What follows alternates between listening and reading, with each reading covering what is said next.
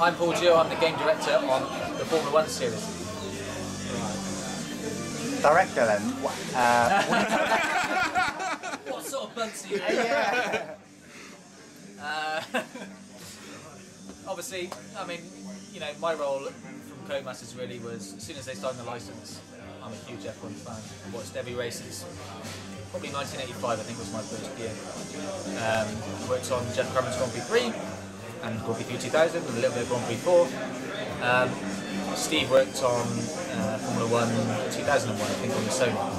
So for us to kind of come into Codemasters and unite on the Formula 1 game, we had a really strong roadmap for what we wanted to do.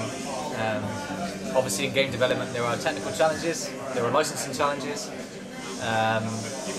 in terms of trying to fit in everything that you want to fit in terms of trying not to put too much into one game and then you're trying to balance it all up. You know, I think if I was to reflect and look back, I think we did a fairly awesome job with 2010. You know, as a company we took a strong stance that we weren't going to release the game in 2009. We didn't think we could do it justice.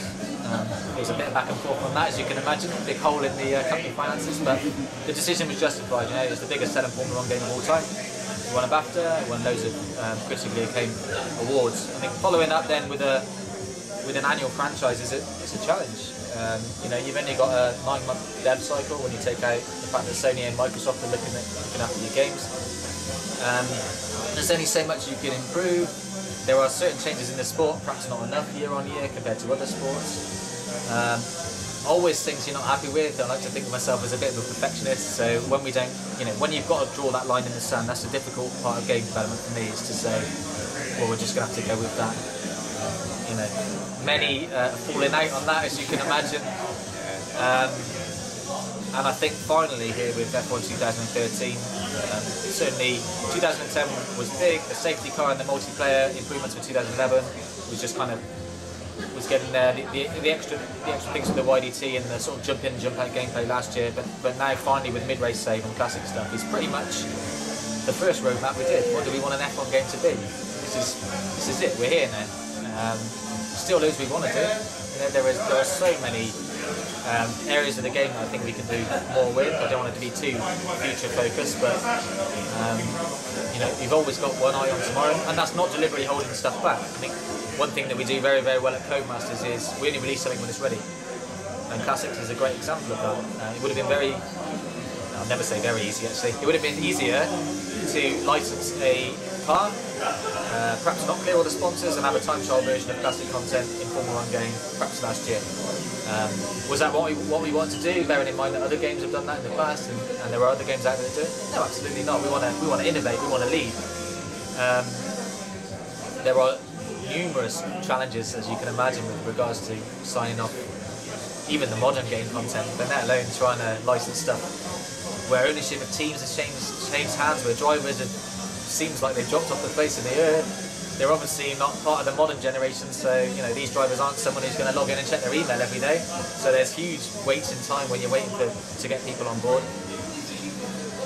So yeah, it's been a challenge. But is that a big part of your job then, the licensing stuff, and then yeah.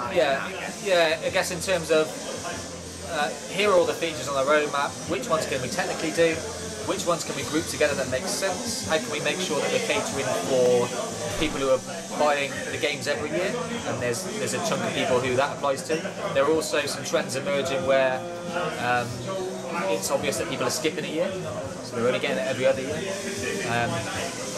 And then obviously the total novice who, you know, to them KERS and DRS and Prime and Option is a completely different language, and so is trying to keep a Formula 1 car on the black stuff. You know, we always chase an authentic racing experience, and you know, one thing that has been particularly cool, I guess, to shout to you guys is driving a Formula 1 car is not difficult. Certainly, you know, I've never driven the real thing, but I've been on 3 Formula 1 team simulators. Within 3 laps, I was 5-ish seconds off a lead driver's time, which isn't bad. Yeah, I didn't have the 40-degree heat. I didn't have all the overalls on. I wasn't necessarily twinking around with all the components on the wheel. But actually keeping the car on the track, and Lee will testify as well, isn't hugely difficult. Trying to do it all and gain that 5 seconds is hugely difficult.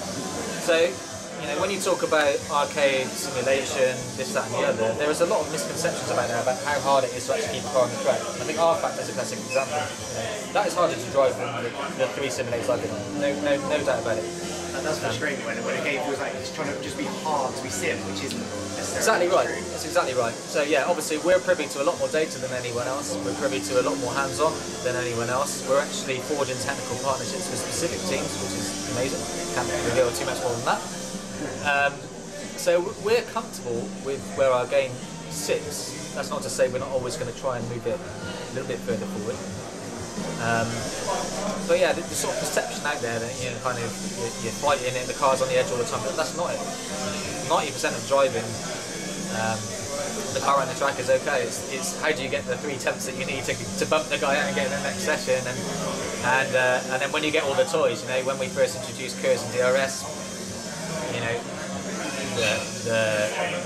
the drivers who kind of experience with racing games will go out, they'll learn the track on the primes, heavy fuel, then they'll introduce DRS, see how that works, they'll then introduce KERS, and then when they feel more confident, they get the track knowledge, they'll put on the primes and do a low fuel run, which is what everyone wants to know. Where do I sit?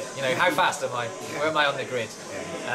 The guys who perhaps aren't quite so professional, and we've talked to and been on a GP2 simulator as well, and the guy sees a lot of them because it's a training simulator. And he said he can always tell the good ones from the bad because the bad ones come in and go, what's the track record? Thinking that they're going to have a chance of blitzing it on their first ever go, which is obviously not the case. Whereas the clever drivers will take it steady.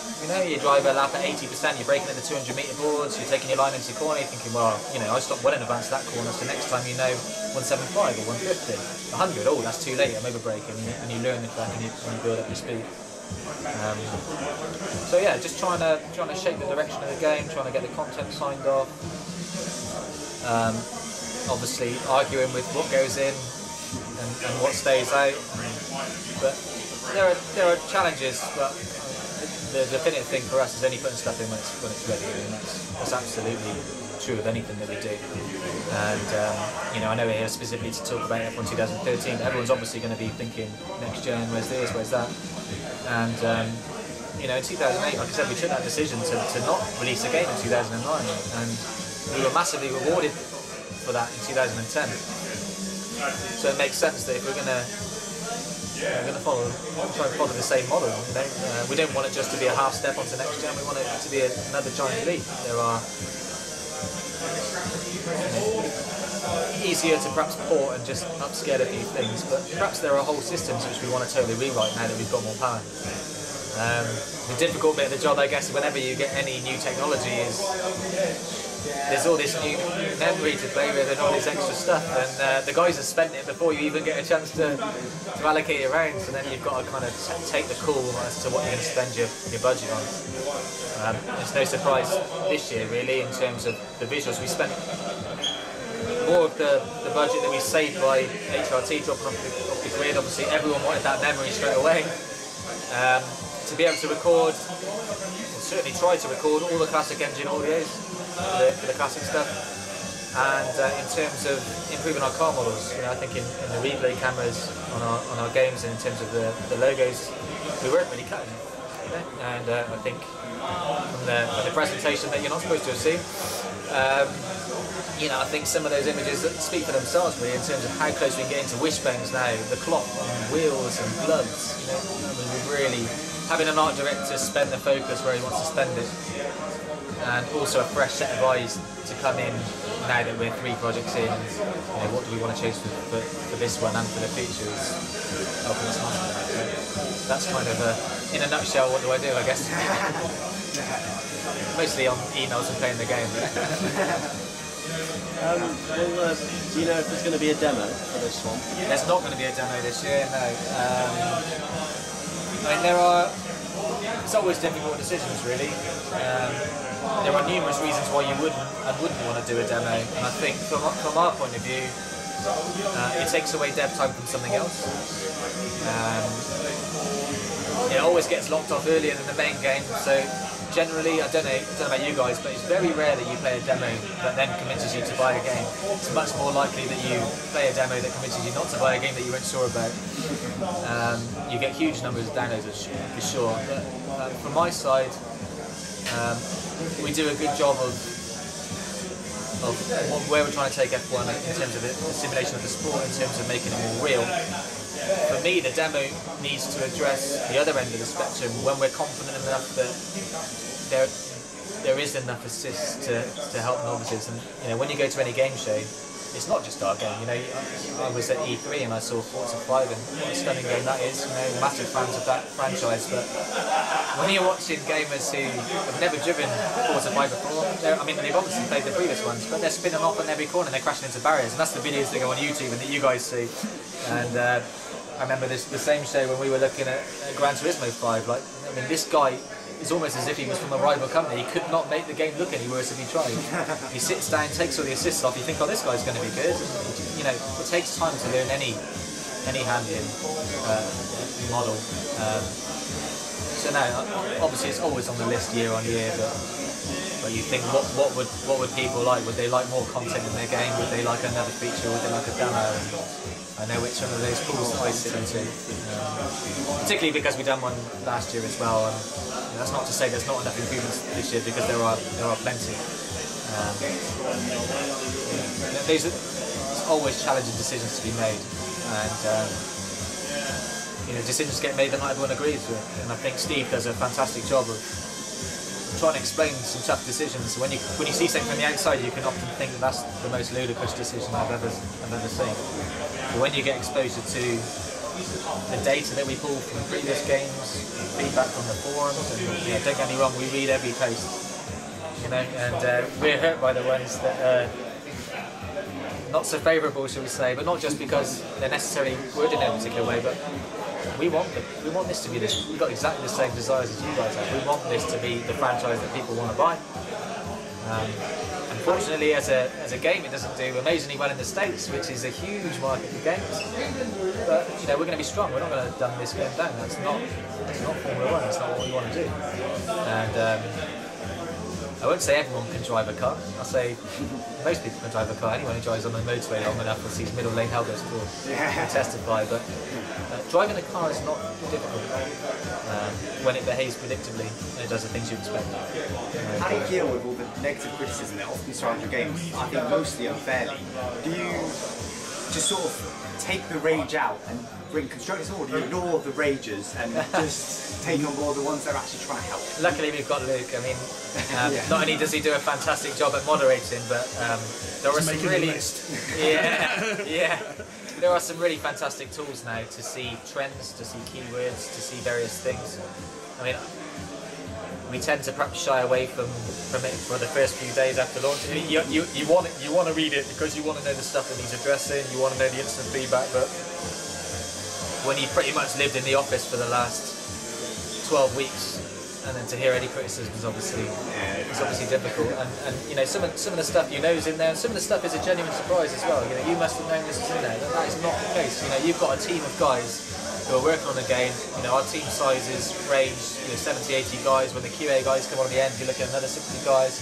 But they're constantly playing through a particular program, and it's very hard to start playing the game then in a different way. So you do see some stuff that you've not seen before. I was particularly pleased with the way that we patched the game last year, the way that we reacted to the feedback, how quick it was. It's obviously easier to patch via Steam. There are charges, I'm not going to say too much on camera, there are charges for console patches. I think Xbox are getting rid of them, and they're obviously turnaround times, so you need to make sure that everything's in there. So releasing things at the same time is difficult, and it's always going to upset people when someone's got something and someone else hasn't. But we read every post, we take a balanced view of what do we want to do with the franchise, and then saving enough stuff which is the stuff that you guys are feeding back on. So mid-race save is something that we've always wanted to do, there's no doubt about it. I enjoyed that back in Grand Prix 3, I enjoyed the hot seat, I enjoyed various things in that game. When you're hearing people say, rearview mirrors is another one. We knew that we had to try and take a step. You need to sacrifice somewhere else or try and grip to memory. So that's always the challenge. But when we hear people say they love Grand Prix mode and playing through a season as a licensed driver, it's not necessarily news to us because we want that too. But it's slightly weird in the games industry that press people can record the first 50 minutes of your game uninterrupted. Slightly weird because if I went to watch Superman, I don't watch the first 15 minutes on YouTube and go, yeah, I will go and watch it after all. And it was immediately apparent that it's a bit too long to get into the game. And that was why the decision was made. Really, we wanted it to simplify the way to get into the game, and it was a bit clunky. The amount of events that I went to where people couldn't work the track select screen, they would select Melbourne 20 times, fill up that track select screen, and then continue. And when you see that hundreds and hundreds of times, you're thinking, maybe we need a change here. So 2013 is the best of both worlds. We've got the ability to be able to jump into a single race quickly. We've also got the ability to be able to chain races together.